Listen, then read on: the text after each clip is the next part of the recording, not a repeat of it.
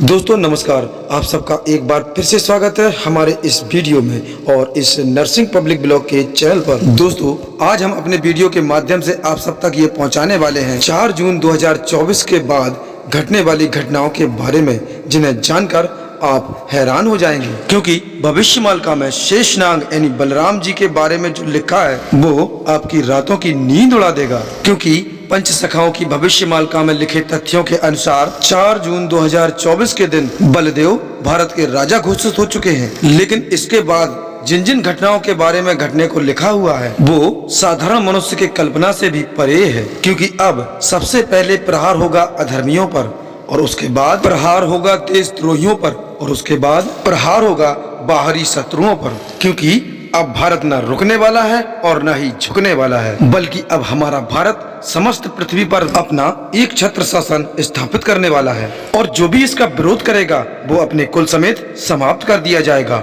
हम में से किसी ने भी त्रेता युग में श्री लक्ष्मण जी को नहीं देखा है, और हम में से किसी ने भी द्वापर युग में श्री बलराम जी को नहीं देखा है। लेकिन वर्तमान के कलयुग में सबसे पहले पूरी धाम में विराजमान श्री बलभद्र जी को देखा है, और अब उनके मनुष्य रूप को देखने का भी समय आ चुका है। क्योंकि आप सबको पता है कि नरेंद्र मोदी सन 2014 से हमारे भारत के प्रधानमंत्री हैं, और इस बार भी सन 2024 में विजयी घोषित हो चुके हैं। लेकिन फिर भी हमारे पिछले वीडियोज में और अभी भी मैं बार बार ये कहता हूँ कि सन 2024 में बलदेव ही राजा बनेंगे। और मैं ये इसलिए कहता हूँ कि अब तक हम जिसे देख रहे थे वो एक साधारण मनुष्य था, लेकिन 4 जून के बाद हम अब जिसे देख रहे हैं वो एक अवतार है। और अब शायद हमारी ये बात सुनकर आप सब लोग इस बात पर एग्री नहीं होंगे, तो हमारी इस बात को प्रमाणित करने के लिए हम आपको एक छोटा सा उदाहरण देते हैं। ध्यान से सुनिएगा। द्वापर युग में भगवान श्री कृष्ण अपनी युवा अवस्था में माँ राधा रानी से अत्यंत यानी बहुत ज्यादा प्यार करते थे। एक दिन उन्होंने अपनी माता श्री से बहुत ज्यादा जिद की और जिद पकड़कर बैठ गए कि मुझे तो सिर्फ और सिर्फ राधा रानी से ही विवाह करना है। और फिर भगवान श्री कृष्ण की इस व्याकुलता को देखते हुए उनकी माता श्री ने उन्हें उनके गुरुदेव के पास पहुंचाया, और गुरुदेव ने भगवान श्री कृष्ण जी को कहा कि परम ब्रह्म ने तुम्हें एक विशेष कार्य करने के लिए भेजा है, और ये संसार रूपी माया तुम्हें बार बार अपने मार्ग से भटकाने की कोशिश करेगी, लेकिन आपको चट्टान की तरह डटे रहकर अपना कर्म करते रहना है। और इसीलिए मैं आपको ये आदेश देता हूँ कि आप जंगलों की ओर प्रस्थान करो और वहाँ पर जाकर घोर तपस्या करो, ताकि तुम अपने आप को और अपने कर्तव्यों को अच्छी तरह पहचान सको।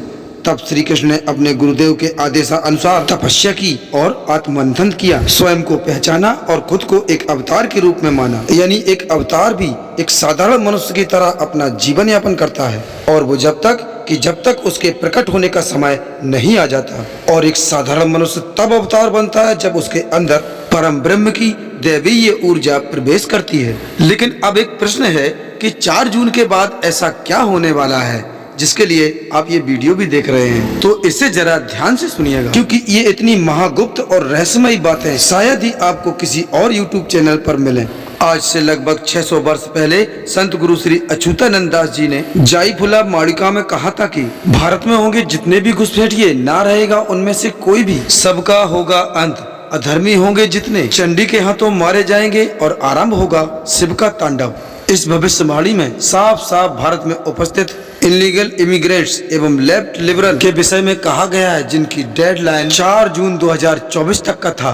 क्योंकि अब इन्हें सोचने और समझने तक का मौका नहीं दिया जाएगा, और ये बहुत जरूरी भी था, क्योंकि इन्हीं मलच्छियों ने हमारे भारत की धर्म और संस्कृति को बर्बाद किया है, और इन्हीं पापियों ने भारत के लोगों को धर्म जाति के आधार पर लड़वाया है। इन्हीं लोगों ने भारत के मूल निवासियों के अस्तित्व को चुनौती दी है। और आप सबने तो ये बात खुद अनुभव की होगी कि ये बांग्लादेशी तथा रोहिंग्या मुस्लिम हमारे भारत में किस तरह उत्पात मचाते हैं, और हमारे सनातनी बहन बेटियों को किस तरह लब जिहाद में फंसाते हैं, और एक एक करके गैर कानूनी तरीके से हमारी जमीनों पर भी कब्जा करते हैं। हमारे गुरुदेव ने एक और पंक्ति में कहा था कि सब के सब गिरेंगे जाल में, अहंकार टूटेगा उनका उसी काल में। इस भविष्यवाणी के माध्यम से गुरुदेव ये बताने की कोशिश कर रहे हैं कि जब कल्कि बलराम का शासन आरंभ होगा तब सबका घमंड चकनाचूर हो जाएगा। और अब गुरुदेव आगे भी एक पंक्ति में कहते हैं कि केवल सनातन धर्म की स्थापना करेंगे नारायण, बाकी सभी मजहबों का होगा अंत। तो दोस्तों ये तो हो गई देश के अंदर रह रहे शत्रुओं के बारे में,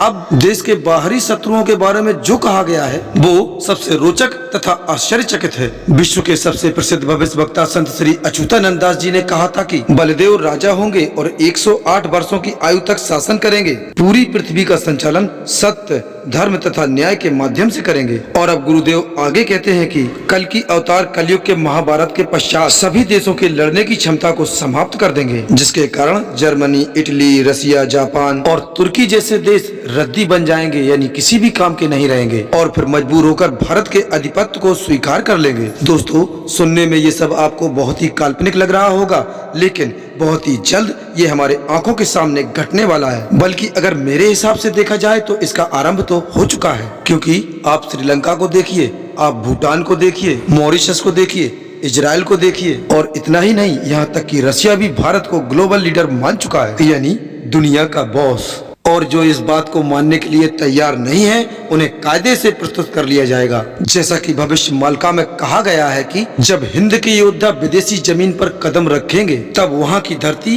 भय एवं आतंक से थर थर कांप उठेगी।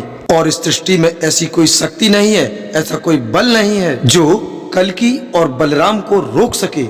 एक और ग्रंथ में संत श्री अच्युतानंद दास जी ने कहा था कि संपूर्ण नेत्र दिग अंक है प्रमाण, शासन न रहेगा, होगा भयंकर युद्ध। अनेकों देश इस संघर्ष में समाप्त हो जाएंगे। 7 महाद्वीपों के राजा अनंत केसरी होंगे। इस भविष्यवाणी को जरा इस तरह से समझते हैं कि नेत्र यानी आंखें यानी 2, दिग माने दिशाएं यानी 4, संपूर्ण नेत्र दिग अंक यानी 24 अंक। इसी 24 अंक में विश्व युद्ध होगा।